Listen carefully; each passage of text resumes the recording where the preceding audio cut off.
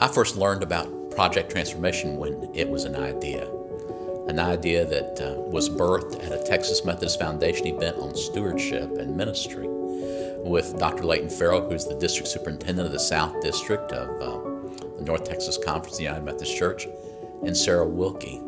And they began to think about this idea. What would it be like to have college students minister with children in churches? I was on the staff at Wesley Rankin Community Center.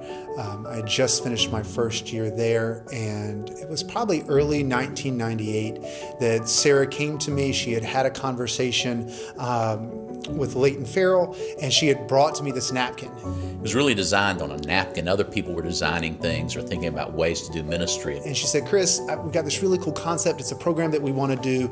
We really think it's going to change a lot of lives and make a deep impact. And when I heard this one, I'm thinking, it'll never work. It's more than worked. It's thrived.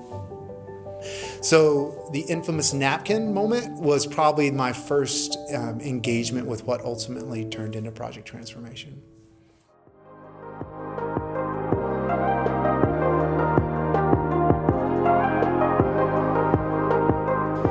So I've seen Project Transformation grow in a lot of ways over, I guess, the last 20 years now. The very first summer, there were about 20 college interns serving a little over 200 kids. Today, there are, 137, 140 so young adults serving 1,000 plus kids all across the conference. I think the vision really is about so much more than the breadth and the scope of the program, and the focus is on the depth. It's continuing to grow those really impactful, meaningful, life-changing, transformational relationships. Gosh, PT has just impacted our life more, like I said, more than we ever could have imagined. Initially, as I said, began as a need that needed to be met. Turns out it became family. I have a picture of Sarah and a young 19-year-old version of Casey in the library reading a book. And, 15 years later, Sarah spent every summer of her life between 1st and 12th grade at Oak Cliff United Methodist Church with Project Transformation. I think Sarah's the perfect example because it was through Project Transformation that we discovered just her love for children and her willingness to serve. And it was when she was a light in the program that she was assigned some of the special needs students that were at the Oak Cliff site. I'm just so humbled and proud of her, and to see her evolution and to see her growth and transformation and how much it's tied in with my own growth and transformation has been one of the most moving stories. As a parent at my daughter helping these students or helping these children, I realized that she had a real gift. And I think that's what kind of helped lead her educational path and her career choices. She's hopefully will be graduating with a degree in special ed.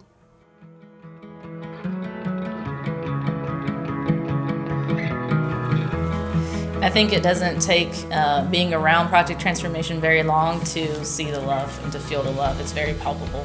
The love between the children and youth, between the members and the children and the youth. Project Transformation helps churches connect with the community and connect the community with the church. They holistically transform lives of families that may have been looking for a place just to take care of their kids, but later the whole family becomes impacted through the ministry of that church, which includes Project Transformation. When I hear Let Love Grow, I think about all of that is really the love of God. If we love, it's because God first loved us. And so it's so encouraging to be a part of that and to see God's love poured out for so many. It was my first summer, and they were giving us our sites and where we were going to be, and so my first site was Elmwood. And so I walk in the gym and they're showing us, we're getting ready to set up and everything, and I walk in and it looked really familiar.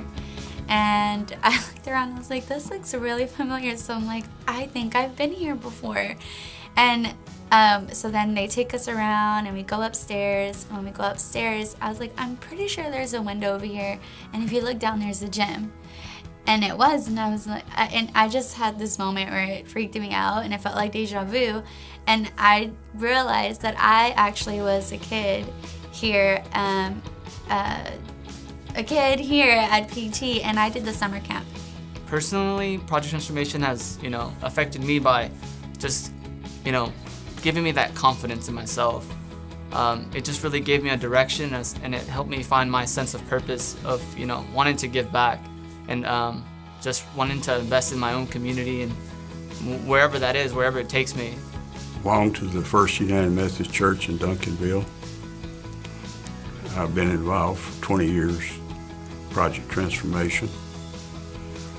Well, the first thing I got thinking back was that provided dinner for the interns, and we took barbecue brisket over to them and big cans of ranch-style beans and brownies. And you never have seen people eat like they ate and how they enjoyed the barbecue and those beans. Our church is very mission-minded, and I felt like that this would be a mission that we'd want to do. How many projects that we have that we supported for 20 years, and there's not very many.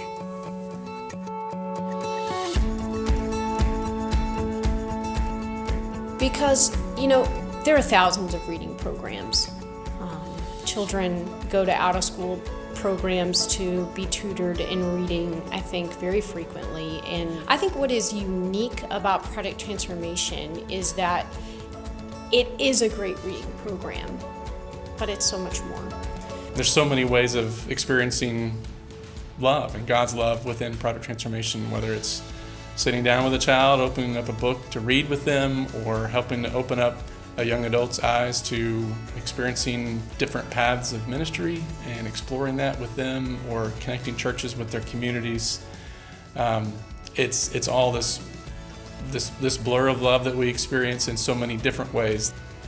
I think what I really loved about the program was that for me, that was the first time I was ever introduced to, like another community, a group of people who really just cared for each other that wasn't my family. That's what really made a difference to me. Growing up in my neighborhood, I saw a lot of programs come in and come out, and to see a program that I was never aware of, and I just saw these interns who came from all over the country, and I saw them get invested and involved in my community, and I asked myself, I'm from this neighborhood. I lived 3 miles from this location. Why am I not doing this? I think for me personally, it's very easy to want to contribute or give back to Project Transformation, whether it's financially or just time, just because I've experienced and I've benefited from just all that PT has to offer. Personally, for my family, for my daughters, for their friends, again, lifelong friendships that they've made. I would just encourage anyone that hasn't been a part to come and see what Project Transformation is about. It helps members of the congregation to realize they need to think about someone but themselves. Churches can become insular. We get comfortable with each other. We like being around each other.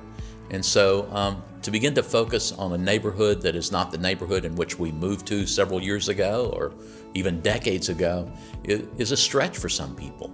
But to be engaged with children in new ways can be a source of hope and inspiration for churches. I would hope that they would think that it's important that young people and old people and middle-aged people get involved in Project Transformation, and that maybe the older people will show more love and respect for them than some of the younger people. But I think that we've all got a job to do, and we need to get on with it. You don't realize what you're planting, and you're planting a seed. So it's not just here's a gift for you. It's like, I'm going to plant a seed, and it just goes to so many other people.